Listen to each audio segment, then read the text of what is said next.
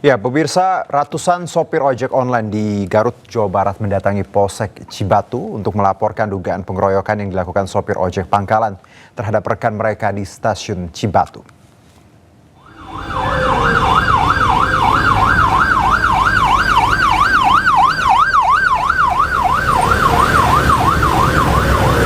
Ratusan sopir ojek online di Garut, Jawa Barat yang tergabung dalam aliansi ojol Garut mendatangi Polsek Cibatu. Para sopir ojek online ini datang untuk melaporkan dugaan pengeroyokan yang dilakukan sopir ojek pangkalan terhadap rekan mereka saat akan menjemput penumpang di stasiun Cibatu.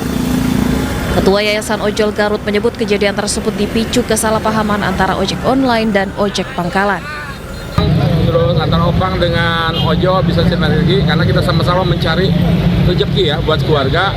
Karena yang rezeki itu nggak ada yang tahu ya, nggak ada yang tahu. Ya kita sama-sama saling mengerti lah.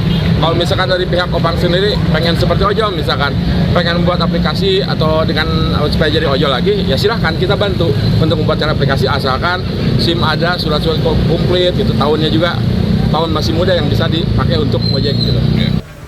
Sementara itu, kepolisian langsung melakukan langkah cepat untuk meredam situasi dengan memproses laporan para sopir ojek online. Karena ada rekannya yang dianiaya oleh ojek pangkalan. Jadi mereka solidaritas datang ke sini.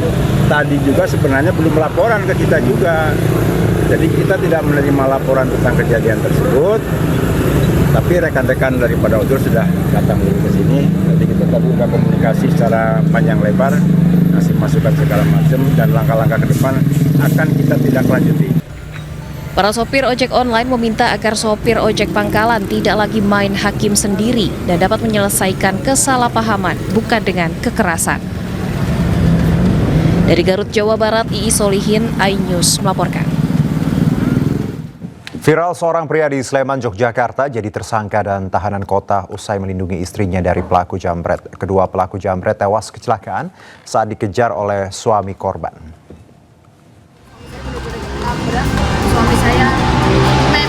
Kasus seorang pria di Sleman, Yogyakarta dijadikan tersangka karena melindungi istrinya dari jambret viral di media sosial. Pria tersebut kini dijadikan tahanan kota dan berkas perkaranya sudah dilimpahkan ke kejaksaan. Kapolresta Sleman, Kombes Pol Edi Stianto Erning Wibowo menyatakan penetapan status tersangka dilakukan berdasarkan gelar perkara, hasil olah TKP, pemeriksaan saksi, dan keterangan saksi ahli serta bukti rekaman CCTV. Pihak kepolisian menyampaikan ada dua perkara yang ditangani penyidik, yakni kasus tindak pidana penjambretan dan kasus kecelakaan lalu lintas. Untuk kasus penjambretan, perkaranya gugur demi hukum karena para pelakunya meninggal. Sedangkan untuk kasus kecelakaan lalu lintas masih terus berlanjut. Karena kedua pelaku meninggal dunia, maka perkara tersebut gugur demi hukum dan dilakukan SP3. Kemudian untuk kejadian laka lantas ditangani oleh Satlantas Polresta Sleman. Polresta Sleman tentunya dalam menangani perkara laka lantas ini mengedepankan restoratif justice, ya, telah melakukan upaya-upaya memberikan ruang kepada kedua belah pihak untuk melakukan mediasi, kemudian menghubungi para pihak, yaitu para penasihat hukumnya, untuk melakukan upaya-upaya berdamai. Namun beberapa kali sudah disampaikan tidak ada titik temu, sehingga proses penanganan laka lantas ditangani melalui jalur hukum.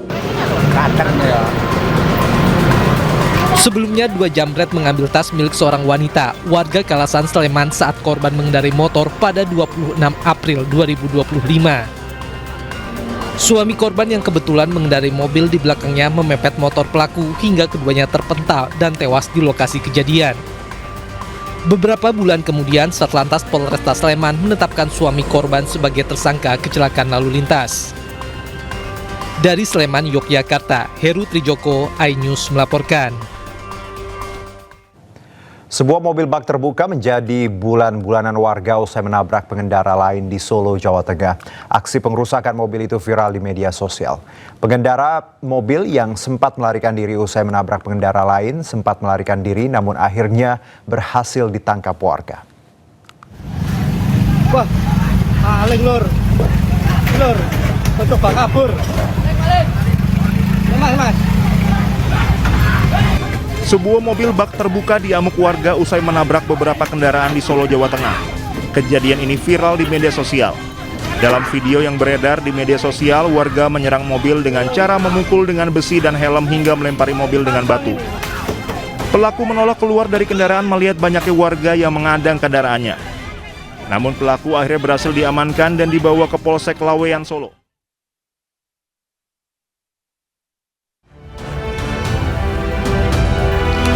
Jumlah korban meninggal dunia yang ditemukan akibat longsor dan banjir bandang di wilayah Cisarua, Kabupaten Bandung Barat bertambah.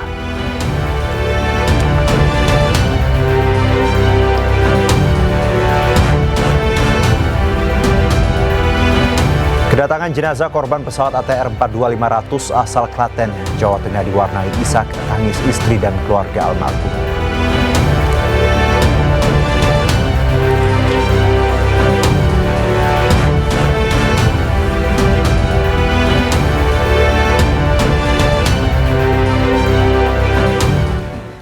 Banjir bandang melanda sejumlah titik di Kabupaten Pemalang, Jawa Tengah. Luapan sungai dari wilayah hulu membawa material sedimen berupa lumpur, batu, dan kayu yang menerjang permukiman warga.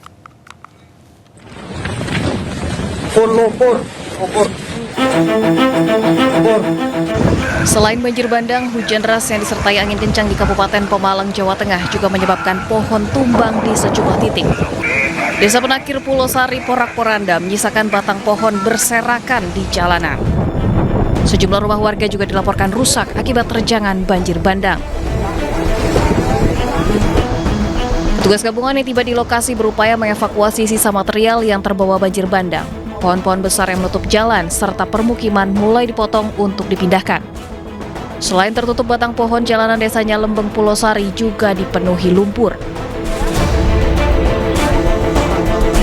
Kawasan objek wisata pemandian air panas Guci, Kecamatan Bumi Jawa, Kabupaten Tegal, Jawa Tengah juga terdampak banjir bandang.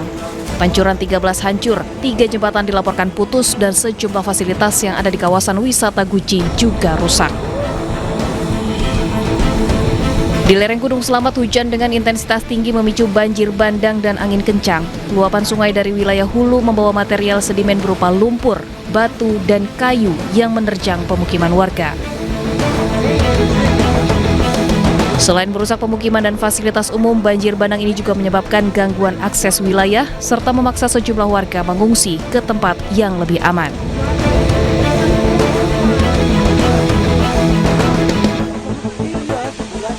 Baru saja terjadi.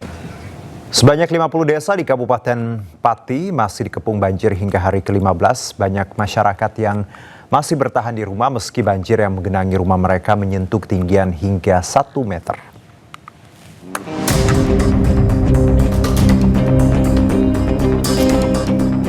Beginilah kondisi di Desa Doropayung, Kecamatan Juwana, Kabupaten Pati, Jawa Tengah yang masih terkepung banjir hingga hari ke-15.